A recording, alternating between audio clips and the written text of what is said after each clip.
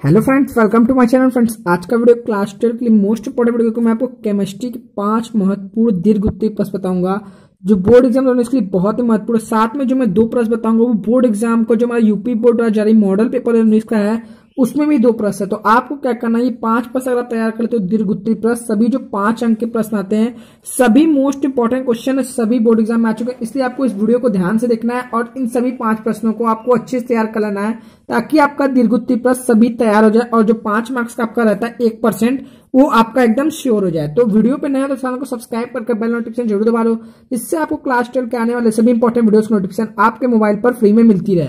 तो चलिए देखते हैं कौन से 5 महत्वपूर्ण प्रश्न जो बोर्ड एग्जाम के लिए बहुत ही महत्वपूर्ण। पहला क्वेश्चन है, विद्युत रासायनिक श्रेणी किसे कहते हैं, इसके प्रमुख लक्षण लिखिए, इसके 2 उपयोग भी लिखिए। आपको विद्युत रासायनिक श्रेणी किसे कहते हैं पहले ये बताना है, फिर इसके प्रमुख लक्षण लिखना है, फिर इसके 2 उपयोग भी आपको लिखना है। ठीक है, यह प्रश्न 2014, 10, 9, 8, 7, 5, 17 इतने साल लगातार आ चुका है।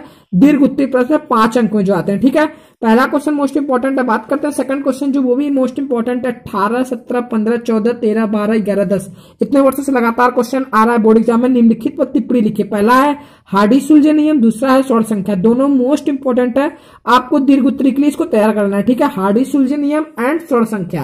बात करते हैं थर्ड क्वेश्चन जो ना मोस्ट इंपोर्टेंट है।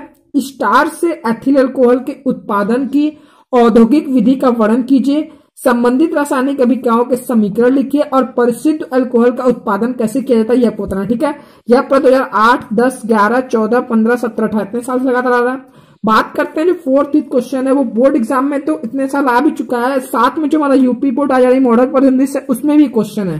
तो आपको ये 2 प्रश्न को बहुत ही अच्छे से तैयार करना है क्योंकि इसमें से आपको गारंटी 1 प्रश्न जरूर आएगा। तो पहला क्वेश्चन है, ओस्टवाल्ड विधि द्वारा HNO3 के निर्माण का रासायनिक समीकरण एवं चित्र सहित वर्णन कीजिए। आपको ओस्टवाल्ड विधि द्वारा HNO3 के निर्माण का रासायनिक समीकरण एवं चित्र सहित वर्णन करना है। फिर HNO3 की फास्फोरस सल्फर तथा आयोडीन के अभिक्रिया का रासायनिक समीकरण लिखिए। HNO3 की फास्फोरस सल्फर तथा आयोडीन के अभिक्रिया का रासायनिक समीकरण लिखना है। यह बोर्ड एग्जाम में 8, 7, 14, 15, 16, 17 पिछले 6 साल से आ रहा। साथ में यूपी बोर्ड आजादी मॉडल पेपर जो हमारा 2019 का है उसमें ये क्वेश्चन है, तो आपको इस क्वेश्चन को जरूर तैयार करना है। ठीक है, 5th क्वेश्चन जो हमारा है, विटामिन से आप क्या समझते हैं, जल में विलय विटामिनों के नाम, पाए जाने के स्रोत, महत्व, इनकी कमी से होने वाली बीमारियों का उल्लेख कीजिए। यह भी यूपी बोर्ड 2019 के जो मॉडल पेपर उसमें है। मोस्ट इंपोर्टेंट क्वेश्चन है 5 मार्क्स के लिए। विटामिन से आप क्या समझते हैं, जल में विलय विटामिनों के नाम, पाए जाने के स्रोत, महत्व, इनके कमी से होने वाली बीमारियों को लिखिए। प्रश्न 2011, 14, 16, 17, 18 साथ में यूपी बोर्ड वाला मॉडल पेपर 19 में भी एक प्रश्न है। ये 2 प्रश्न यूपी बोर्ड मॉडल पेपर में है, साथ में ये 5 प्रश्न जो मोस्ट इंपोर्टेंट प्रश्न है क्लास 12 केमिस्ट्री के लिए, दीर्घवृत्तीय के लिए।